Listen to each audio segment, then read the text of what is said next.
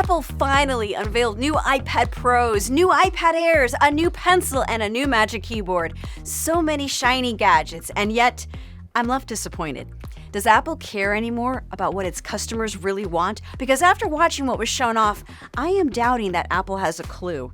Now, I realize that's quite a statement to make. I have been a tech reporter since before iPads existed. The new 2024 iPad Pro, by all means, is a high-quality machine. But a few things felt off in this presentation. Apple did not let loose as it teased for this spring event. Instead, it got tangled up on the wrong details, making something more for Wall Street than Main Street, pumping up prices while taking away features, setting the wrong tone in messaging for the times we live in, overhyping AI chips in a tablet, and making accessories a costly compatibility mess.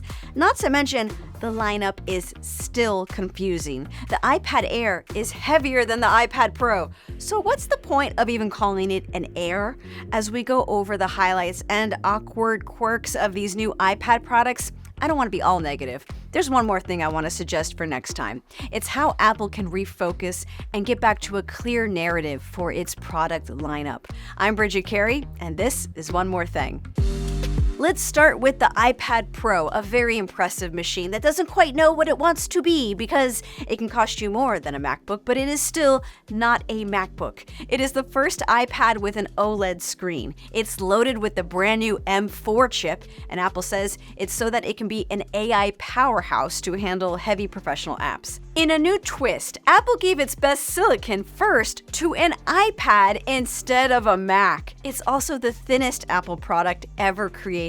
Now, this Pro also has the option to be upgraded to use a new type of display with nano-textured glass. It helps reduce glare, but it is only an option for the larger storage tiers, so you only get the privilege to pay $100 more for nano-textured glass if you get at least 1 terabyte of storage. There's also a brand new Magic Keyboard accessory just for the Pro that comes with function keys. It starts at $300. If you want to use an Apple Pencil with it, you better toss out that old Gen 2 model you have laying around because it's not going to work, so you may want to shell out another $130 for the Pencil Pro that can be squeezed and rotated to do a barrel roll. Do a barrel roll! Are you seeing the pattern here? There was no iPad for all of 2023, so what do we get for the wait? A machine that's more expensive than before with expensive add-ons. If you want to enjoy the new tech, you're going to easily be forking over $2,000. The iPad Pro is out here trying to out-laptop the MacBook, but the pricing of this machine is absolutely wild. Oh, and even though the iPad Pro now starts at the same price as an iPhone Pro, some features have been lost. There's no more ultra-wide camera on the back of the iPad Pro. Now, I could appreciate that this Pro might be for only a certain type of artist power users. I feel like we're getting ever so closer to the world where an iPad can really be a laptop replacement, which is why we are getting to those laptop prices. But for professionals, it still cannot fully do the job of a MacBook because even Apple's team, in its end credits of the presentation, said the video was edited on a Mac and an iPad, not just an iPad. The splurge is a hard sell, but maybe things will change next month when we hear more about the next iPad operating system at WWDC. The iPad Air got a refresh, but it's more in need of a rebrand. Instead of being the lighter iPad, it's now just the iPad that's kind of Pro, but not as expensive as Pro. Starting at $600, Apple boosted the specs to be like the previous Pro models with an M2 chip. You can use a new Pencil Pro with it, but you can't use the new Magic Keyboard on it. Apple, what are you doing? I feel like if Apple was a designer clothing store, they said, I can only buy the new scarf if I also buy the whole outfit on the mannequin. There is an iPad still for normal people out there, the family users. It's the 10th gen model, and that got a price cut. But here's another example of where Apple lost sight of customer needs. The company got rid of the 9th generation iPad, and yes, it's old. It was the simple model with a Touch ID home button and a headphone jack.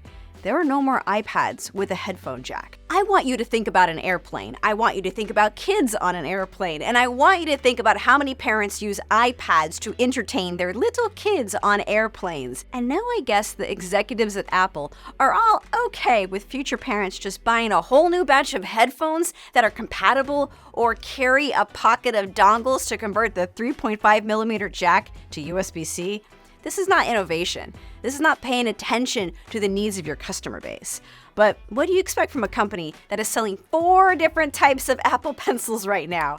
It's a whole research project just to figure out which iPad and which accessory work together. But I will give Apple some credit for listening to a change that people did want. Both the Pro and the Air models now have a front-facing camera positioned to be centered when it's sitting in landscape mode. But that's not upgraded tech. That's not a leap forward. That's fixing your past mistakes. Maybe Apple means well, but it's just out of touch with its consumer base. If you saw the presentation, then you may have cringed at this kind of violent imagery where a giant machine crushes musical instruments and machines that express human creativity, arcade machines and pianos and sculptures and camera lenses. Instead of the message of, hey, everything fits into an iPad, you're left thinking Apple is crushing creativity. It's kind of painful to watch all that destruction to entice people to buy an extremely expensive tablet. Personally, I'd rather use that old tech. It inspires me more than an iPad. Give me the record player, give me the arcade machine and the paint and the piano. But that visual just wasn't tasteful for the times that we are in right now. People have let their opinions be known by commenting on Tim Cook's Twitter post this week. But hey, maybe Apple does understand us, because who doesn't feel like this guy? This was an opportunity for Apple to simplify the iPad lineup and give each model a real purpose. Instead, now we have several configurations of an iPad Pro. Maybe we need to bring back the Steve Jobs product playbook. Back in 1997, when Jobs came back to Apple, he returned to a company that was making around 15 different products, and each product had its own variations. And he has said he realized it was too hard to explain which product to even recommend to a friend. So he went back to basics. They want 2 kinds of products. They want consumer products.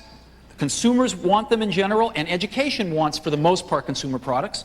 And we need pro products, because our design and publishing market wants pro products, and some consumers do, and some education do as well.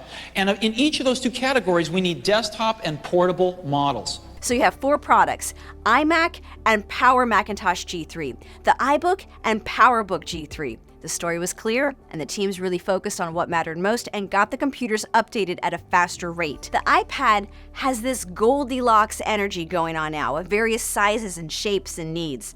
Let's go back to an iPad for professionals and an iPad for casual users, families, educators.